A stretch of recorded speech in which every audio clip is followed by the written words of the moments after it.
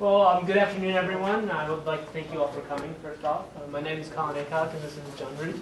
And this is the PATS, the Portable Autonomous Television Studio. At least that's the acronym that I like. So if everyone wants to come over here, we're going to walk through the hardware very quickly before we go into software world. So, this system is controlled by the Microsoft Kinect. That gives it some inherent advantages and disadvantages. It's easier to program with, and very well documented, thankfully. Disadvantage is it has about a 15-foot maximum range. So if you step beyond this point, it's going to lose track of where you are, and it won't be able to track you. So what the Kinect does is it does not actually capture a color image anywhere in this project. All it does is it tracks the human skeleton and allows the camera, which is controlled by a servo system, to track you with a much better resolution image. And then that also gives you autofocus, zoom controls. You could attach peripheral audio equipment to the camera. Now, the second camera is just a webcam. It's currently more of a proof of concept. The software is designed that it can control two remote cameras, two RC cameras. It's just that this head with the servos and the controller costs somewhere in the neighborhood of $250, so it's a little out of the budget. What this camera will allow us to do is show that the other neat trick about this system is that it can dynamically switch hands-free. By dynamically switch, I mean I will be standing here talking, and I will be the first person to walk onto into the Kinect's range. The camera will pick me up and track me. Then say someone else decides to walk on, and we decide to have a conversation. As long as I'm talking within a certain confidence, the camera stream that's being saved to a file will stay on me. However, as soon as I stop talking and someone else starts talking. Right. So if I started talking, or if anyone off camera interrupted him, it would switch at this point to this camera. It would default to camera 2. Now, it could technically be expanded to more cameras, theoretically, and then you could have it switch according to that. The software is currently designed to 2 cameras. Earlier in the week, I was trying feverishly to get it to a 3-camera system. However, the Microsoft Kinect, the way it returns its image, is nowhere near compatible with the way to write it to a video. And it was taking so many computational cycles to transform that image into something I could write to an AVI that it was lagging all the software to death. And when I say to death, I mean to death. The Kinect only follows 2 people normally anyways? The Kinect can only track a maximum of 2 people. So if 2 people are standing here and a third person walks behind us, it will do nothing. Right. Yep. But if that person spoke and you had a 3rd camera, it could go to an overall camera. Yeah, that's the idea we were going to. Hopefully catch them in a wide view. In a film world, say you're shooting a sitcom, it is not uncommon to have 3 cameras, a left, a right, and a center camera, which is your overall shot. And so this is attempting to replicate that. This could also easily be used for something as simple as a lecture, where you only have one target at any given point. Both of the cameras could be designed to follow one target easily with a simple software switch. And say it will follow you with your back turned, it will follow you in any way, shape, or form, as long as you're within the range of the Kinect. Also, you cannot step too close to the Kinect, but if you're standing here, I'm not sure why the cameras would be looking at you anyway. It's not intuitive. The software is designed that if you want this camera to follow you, you stand in front of that camera. You don't stand in front of the Kinect. If this camera is looking at you, you just have to stand in front of it and it will pick you up. So the best way I feel to show this is only the first half of the software, is demo it. So we're going to try to do that without Windows dying. So usually doesn't. One issue we were having and I was not able to resolve is that occasionally the camera's already, as you can see, if you want to come up here, please feel free. You can see the little skeleton frame, and that is simply left to show if someone is operating the software, which you don't need to, it can be hands-free. It just shows you who is, how many skeletons are being currently tracked. And because he is the first person on, his skeleton is being tracked by the camera. If I walk on, my skeleton should show up, but if John moves around, it will still track him regardless of me. It does not matter. Although he can also, Yes, I can do the he pickup overrule function. me if you Upstage. watch directly in front of me, it'll upstage me and it will not track him. So This it's a is switch off function. more of a Kinect thing. We tried at times to make it not do that, but at the same time it is intuitive. As long as you're staying directly in front of it, you're the closest person to it. That is the way it passes. Also, in the film industry, upstaging someone is mostly a no-no, especially in a sitcom situation. So if you're upstaging for somebody, you want the camera on you anyway. Did you guys? So we talked about trying to track by color. Did you get anywhere? with We that? ended up not doing that. Did you give it a shot or not? I didn't really because I was having so many issues with video processing. I'm still having issues with video processing. The Kinect can give you enough information about what the color is. It can, as long as you're wearing, like, you would have to wear, I didn't do research on it, Solid. you must wear a solid color. Yeah, of course. And it must be, shades of green are too close, you must be Yeah, blue and Normal color green. problems. So if we look at the software, there are several buttons we have. And the first thing we're going to do is we're going to start capture from our cameras. All this is doing is it's grabbing frames from the cameras and just putting them in this image. It's not recording anything to any files. And it's also not recording audio because the system does record audio and sync it automatically. So we've just designed, say, okay, there's an operator sitting here and I want to have camera 1 right now. Hit switch 1 and it starts, this is your output file and it seems a little jittery. I understand that. Sometimes it freezes, that I have not understood. However, it is only the image here. The file that's being recorded is smooth at 30 frames per second. And you can easily dynamically switch between your two cameras. Simple. So now we're going to enable what's called auto switch. And this is kind of the linchpin of this software. So if John makes noise, Yeah, it should go to camera 1. as we can see, it is on camera 1.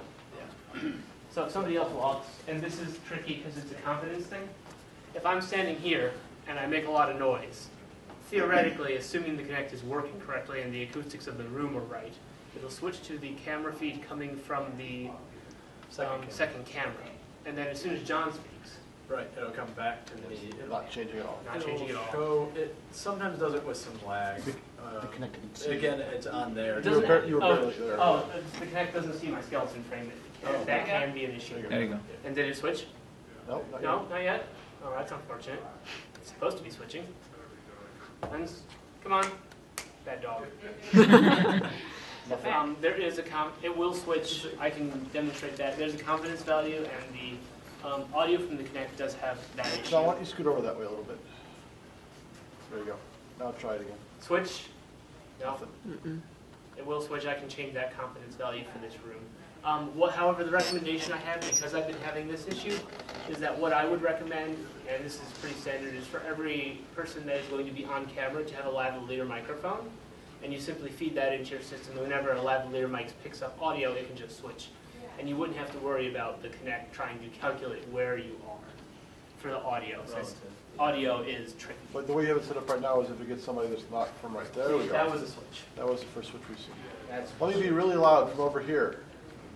actually, you're probably outside the plane of the Kinect. Yeah, I'm sure I am.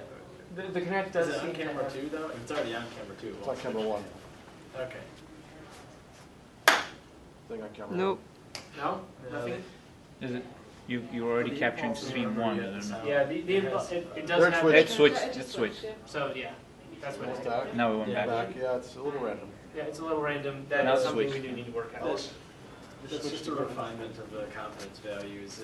We had it working correctly yesterday when In there my was no one else apartment. in the room. Yeah. You got to do it for this room. As you add more people and as you add a different space, it gets. As I said, the recommendation would certainly be use lavalier microphones, and that would take that out of the equation. Yeah, you wouldn't have to recalibrate. So we're going to assume we're done recording. We just hit stop. That makes sense. And then we're going to build the video. And it already exists. That's fine. And this does take some time. And what this is doing is it's taking the video and compressing it into an MP4 format, because it obviously has to record in a raw form in order to be able to record it at a reasonable speed. If you try to record it in a compressed form, it's not capable of doing it at 30 frames per second.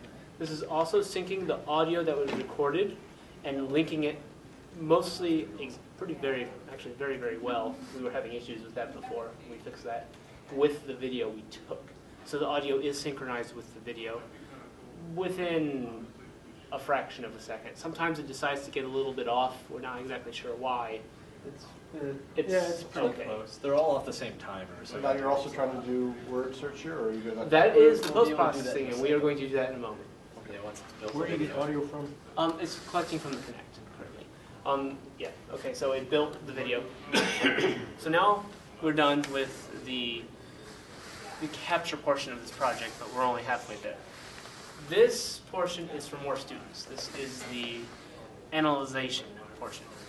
So what we're going to be able to do is you can load any video that we've tested with AVIs, MPEGs, MP4s, a slew of video inputs. And just for the sake of sanity, and because I know what's on that file, we're going to load an 8-minute TED Talk. And then we're going to hit build audio. What this is doing is it looks insane. It takes the video and it removes the audio and then clips that audio into 20-second segments. And then what we can do is say speech recognition.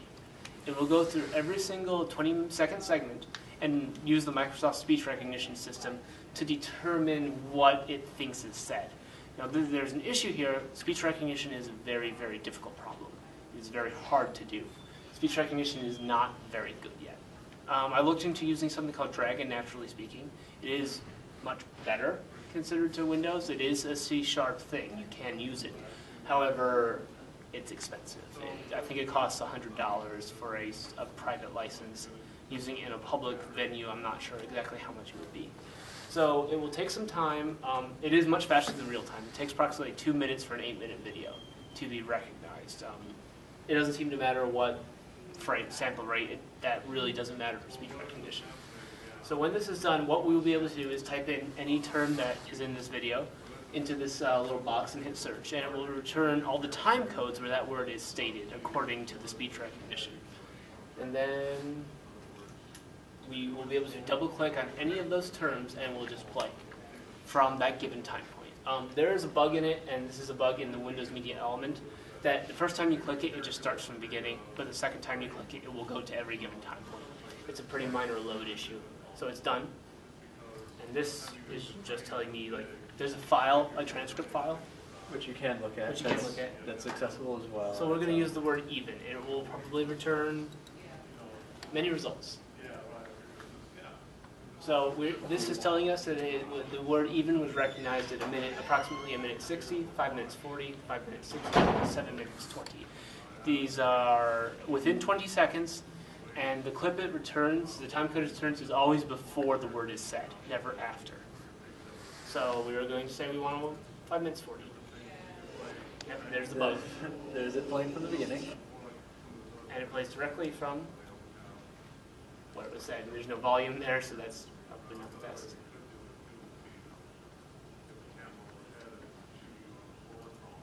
Oh, this is just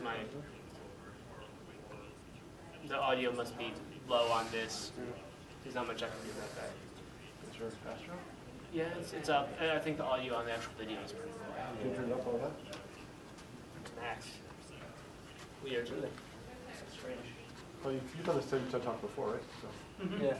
it's not on the screen. There we go. As it turns out, Sorry, so do it again with a different one that has word. No, just you can do So yeah, that's Let's see what it does with the a different word. A different word. What word? TED. TED? It may not We'll return assume anything. it's in there someplace. Well, let's see. It does. It is. It turns a bunch of values. So 2 minutes 20. Each direction at a split second, and she does all that. She's won this title. And that linking of the digital content to something that's physical is what we call an aura, and I'll be using that term a little bit. It may not actually be saying the word TED. So what's great about this is it isn't just a faster and more convenient way to get information in the real world, but there are times when actually using this medium, they're not very animated. This was the fourth take. Animated. Yeah. So the speech recognition is less than optimal. It'll make up anything that it thinks makes sense, or it'll break words up in unintuitive ways. Yeah, I mean, after looking into speech recognition for a little while, it is a very hard topic and well outside of my skill to write a speech recognition engine that does better than Microsoft's.